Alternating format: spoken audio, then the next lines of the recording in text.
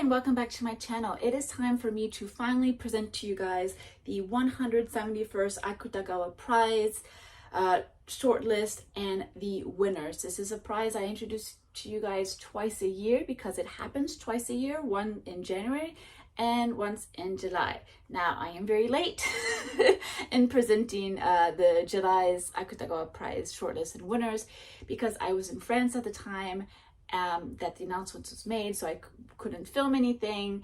And then when I came back, I just wanted to catch up on all the other videos because they just made more sense logically and in a sort of more chronological order. So I'm a little late, but we are here. I am going to introduce to you the 171st Akutagawa Prize shortlist and winners. Now, to summarize, if this is the first time you're here, the Akutagawa Prize is the major literary prize in Japan. It happens concurrently at the same time as the prize, the Naoki Prize, which is a prize that is given to genre fiction. It doesn't specify what kind of genre, but it is genre fiction, while the Akutagawa Prize is limited to literary fiction, what they consider literary fiction. So books that don't follow a genre and that talk more about realistic, real life, social world problems, basically cultural problems, social problems, human problems, etc. And that's the prize that I am in love with and that I really love because it really suits the kind of reading that I enjoy doing. And basically the prize is so huge and it's now gone beyond Japan, where yes, it was the major Japanese literary prize, but now it's gone beyond that because of the love of Japan that so many countries have now, and because of the boom for Japanese literature that exists now. Basically, if you're a Japanese author and you win the Akutagawa Prize, you're pretty much almost guaranteed that you're going to get translated into a lot of languages. So it is a huge prize within Japan and now outside of Japan. And so I'm here because I love introducing to you all these books. So let's get into the shortlist. I will save the winner for last. And actually, I'm going to spoil the surprise. There are two winners this time. Yeah, the Akutagawa Prize has a shortlist always of 5 candidates. And this year there are 2 winners because the rules state there can be 1 winner, multiple winners, so 2 winners, or there could be no winner at all, though it's been decades since there's been no winner declared. But yeah, this year we have 2 winners, which is very exciting because that gives you more opportunities to have more books available in your language eventually. But let's start with the short list for the 3 candidates, the 3 nominees that did not win. And before I start with that, I wanted to give a shout out to the Japanese YouTuber, Junbungaku YouTuber Tsuka-chan. And I want to thank him. He doesn't know me, but I want to thank him because his videos on the shortlist and the winners were invaluable, because when the shortlist usually comes out, there's not really that much information about these books. It's quite frequently that nominees aren't actually published in like an actual like book format. They're published in literary magazines. And so it's really the literary obsessed, the people who cannot wait for bind-ups. They read the literature magazines, they read a book over several issues. I mean, Japanese readers, the Japanese like booktubers and whatnot, they are hardcore. They don't care about aesthetics whatsoever. They just want to read, and they want to read all day and present the information, and they are absolutely amazing. But because a lot of these nominees come from literature magazines, unless you're a hardcore reader, you're not going to have easy access to these readers. I'm definitely not one of those people. Literary magazines, I like bind-ups. I like to read a book when it's all finished, when it's all been written out, and then it gets published. So that makes me not able to be as on top of the game as all these amazing Japanese YouTubers. But yeah, so I watched a few of his videos where he did a specific review on each book, and they're amazing. You have to be able to understand Japanese, but they're really amazing. They're really good. And it was invaluable for me to be able to present these books to you in English. So let's start with the first one. The first book that was nominated was called Ten Noco, and it's by the author Ozaki Sekaikan. Now, this is really exciting because this is the second book that he has written. It's the second book he's been nominated for the Akutagawa Prize. The first book, I've actually read. The first book that he wrote was called Omokage, and I really enjoyed this book. It was this really, I wouldn't say heart-wrenching, but it definitely pulls at your emotions. This book, Omokage, that he wrote was about the relationship between a daughter and her mother. The mother is slightly mentally, like, slow is the word they use. Like, she's kind of slow in this book, and she is a sex worker. She works in a business that gives hand jobs to customers, and her daughter is very often in the room with her, and only separated by a curtain, so that this young daughter is so young that she doesn't really understand the world that her mother is in. And so it's this really fine line between the innocence of youth and the realities of becoming an adult. And it's actually a really beautiful book, and his use of language is really interested in this. So when I saw that another one of his books had been nominated, I was interested, to say the least. But let's go into the blurb, because it's kind of complicated, and this is why the YouTuber's videos was really useful. But I'm just going to read out what I typed out, the summary that I typed out, because otherwise I don't know if I can explain this. So the main character, he has a very strange name called Inai Migite. So I'm going to explain that in a while, but it's a very strange name, and that it's not really a name. It's basically within me right hand. Like, that's what his name means. But in any case, Inai Migite, he's the vocalist of this rock band called Gicho, that has just made its first appearance on a popular live television program. So they're gaining popularity. And then on the other side, there's a character named Eseken. Eseken's short for something else, but that's the name he goes by. And he owns a company that resells tickets. And he's able to make contracts directly with bands to give them more profits. Now, Eseken is working on this concept of a premium ticket system to where he can get more bands to sign up with him, so he makes more profit, but also the bands make more profit. So these are the two main, basically, characters in the book. And the thing is that they're both doing really well, and our main protagonist is also doing really well with his band. But the issue is that our main protagonist has this sort of a complex. He's very self-aware, self-conscious about his faults, specifically about his voice, that he actually thinks, despite being the vocalist of his band, he actually thinks his voice is not enough. It's not good enough. It cracks. It doesn't sound good. And so he's very self-aware of it. And because of that, he almost like sabotages himself, where he's like, you guys really shouldn't be buying tickets to see me when I'm not really that good. So it becomes this book about like sort of like the push and pull between the ego of his success and the self-consciousness that he has about his voice, how that could lead to the band's downfall, especially as in the background there's another band, a rival band that's starting to gain popularity, and it's making an entrance. And now Inai Migite, Eseken, the ticket reseller, and the rival band are in this huge duel about who's going to come out on top. So really strange plot, but it makes sense because it turns out the author, Ozaki Sekaikan, which I think I believe I did mention this when I read this book and reviewed it in a monthly wrap-up, but the author, Ozaki Sekaikan, is actually a artist himself. He's in a band himself. He's in a rock band himself. I believe he's also the vocalist of his band, but he's definitely that traditional Japanese rocker. They're really, ikemen, good looking, like alternative rock style, super skinny, but like Japanese perfect rock band aesthetic. Like, he is that person. And so it was actually very shocking that he wrote this book, because it's a very different world than what he lives in. But this time with Ten no Koe, he's actually writing about his world, so it could be really fascinating. Now, the YouTuber that I watched didn't really like this book. He thought there were a lot of issues with it. He didn't think it was very, he just said it's mondai no saku, like it's just not, it has issues basically. So I haven't read it, but I think the author's experience with this world definitely creates a lot more interest in this. Now, when it comes to the title, the Ten no Koe, I haven't translated that for you. I haven't given you a good, a sort of, not premature, but a sort of draft title in English because it's kind of hard.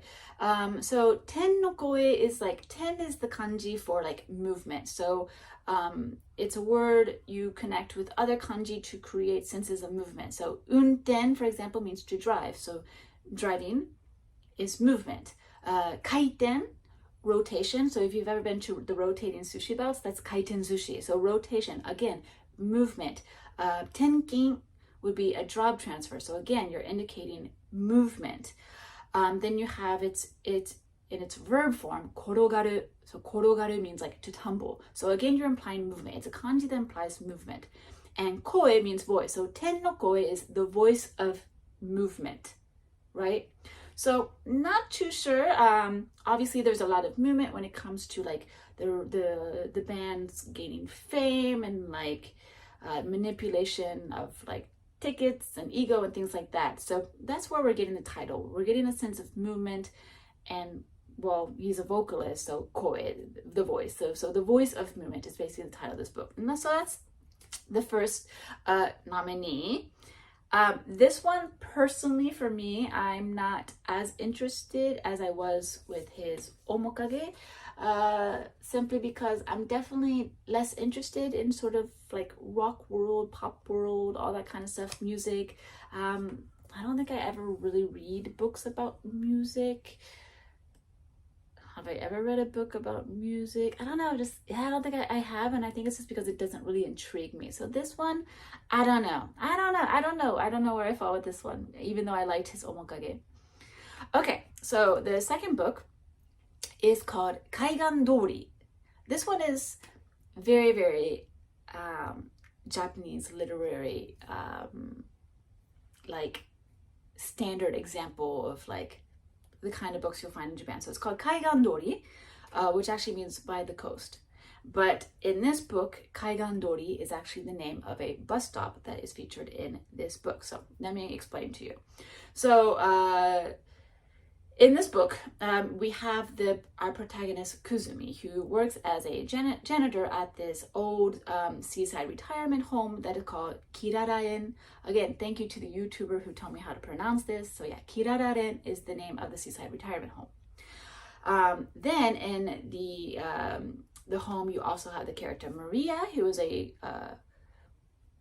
Kuzumi's co-worker from Uganda. We had the character Mr. Kanzaki, who is Kuzumi's former colleague, who has a habit of slacking off apparently. And then you have one character who is actually a resident, and their name is Sato-san. And Sato-san is a resident who basically, I don't know if this is true, but according to what I've heard, seems to have signs of dementia. Doesn't really know where they are, confuses people for other people. So I would say, from little I know, that Sato-san probably has dementia. And so basically the book becomes about the interactions in this resident, in this seaside retirement home between Kuzumi and the other people who work there, but also this particular resident named Sato-san. And so you just create this atmosphere that sort of goes around by what is real, what is fake, the interactions between people. It's just like sounds like a pretty quaint story. So fairly typical Japanese literature, I would say. Now, where does the book title come in? Kaigan Doori is the name of the bus stop, but the thing is that this is actually a fake bus stop that is located in front of the seaside retirement home, where basically, if a resident says, I want to go home, take me home, the workers will take the resident to the bus stop. But the thing is that the bus stop isn't real, it's fake. And so what it is they'll stay with the resident to sort of play out the idea, oh, you're going to go home. But then when the bus never comes, the resident's like, oh, well, that's fine, we'll just try again tomorrow.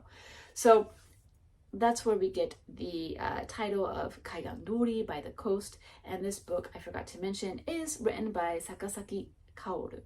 So quaint, typical fare, not super exciting for me. I feel like I've read already quite a few of these type of books. They are pretty popular. I am curious to see what specifically about this book made it appealing for this prize. But I would say it's definitely not on my priority list for reading. All right, the next book is the book that has my favorite title in a long time. I love this title, and I'm going to explain as best as I can why. But in Japanese, the title is いなくなくならなくならないで.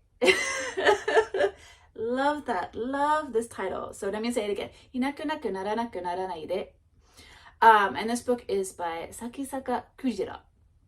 Now, the title, I'm going to go into it a little bit more, but let me get into first the blurb, the summary of what the book is about. So this is a debut novel, and basically it follows our protagonist Tokiko, who at the time of the story is about 22 years old. She's finishing off her college last year, and she's about to enter the working world. And one day she's walking down the street and she receives a phone call from an unlisted number, and it's from her best friend Asahi. Now the only thing is that Asahi is her best friend, but it's her best friend from when she was high school, because Asahi committed suicide 4.5 years ago when they were in when they were in high school. Apologies. So Tokiko receives this phone call from her friend who is supposed to have died, and she's very happy to hear from her friend, but obviously kind of confused. But they had this they talk on the phone, and her friend Asahi says, "Hey, you know what? I have nowhere to live. I have no place to be with. Can I come live with you?" And Tokiko is like, "Sure, I guess. I don't know if you're a ghost or not, but sure, I guess you can come live with me." And so Asahi comes live with her, and it becomes this kind of chaos as Asahi comes to live with her and just will not leave her side. So it becomes this sort of hell for our main character, Tokiko, which leads into our title that was once again amazingly and very well explained by the YouTuber Tsuka-chan. So cute. I love that name. So the thing is that, so the title is, once again, いなくなくならなくならないで. So the thing is that in English, English tends to not like double negatives. We are taught in school to avoid using double negatives in our writing or in our daily speak. And what I mean by that, if that doesn't really trigger anything for you right now, but just by saying double negative, it's like we would never say, "Oh, don't eat that," right? We would just say, "Eat that." Don't eat that. We would say, "Eat that." The only time like we really use double negatives in English is if we're trying to make a certain particular emphasis of like, don't die. Like, you know, we're like, "No, like I want you to die," and like, so don't die. Like that's the only time we would really use a double negative. But in general, in English, we do try and avoid double negatives. We are taught to avoid them. In Japanese, however, they love negatives. They love negatives, and they love stringing them along. Like they will just, you know, just attach them. Like I'm giving like amino acids and a protein. Sorry, that's my job. They'll just, you know, attach a negative, and eventually it does actually make sense in Japanese. But this title is just lots of negatives attached to one another. It's いなくなる, いなくなく, like it's like いない, いなくなる, いなくなくならない, いなくなくならないで. So it's a lot of negatives, And the thing is that the way he described it, that's really so good, is that our protagonist Tokiko is really torn between this idea of, here's my best friend, I miss her, she committed suicide, we were such good friends, it's so great to see her, and just like, and the emotions of, wow, you're really just there all the time. And so the Japanese YouTuber really explained it to where it's this combination, it becomes this combination, the title becomes this combination of the two feelings of いなくなってほしい, which is, I really want you to die, and いなくならないでほしい, which means please don't die. So it's kind of becomes this combination of these two feelings of, I really like, please die, you're annoying me, and please don't die, I miss our friendship. And that became the title of いなくなくならないで. So really, really fantastic title. This book kind of interests me. I mean, even just from the title alone, this book I can see myself reading. Like, it's interesting. And I think the juxtaposition of really loving someone but at the same time being really exasperated with them, you know, it's something we've all experienced, and I think it would make for a really interesting book. So all right, so we have two winners now to talk about, and let's start off with the first one. So here, because they were winning, there was more information that I was able to get here and there from different sources. But again, once again, thank you so much to the Japanese YouTuber for the three other blurbs for the three other books that it really helped out. All right, so the very first winner that was announced for the 171st Akutagawa Prize winner, Akutagawa Prize, is a book by Asahina Aki, and the book is called Sanshou Uo no Yonju Kunichi, which is the 49th day of the Salamander.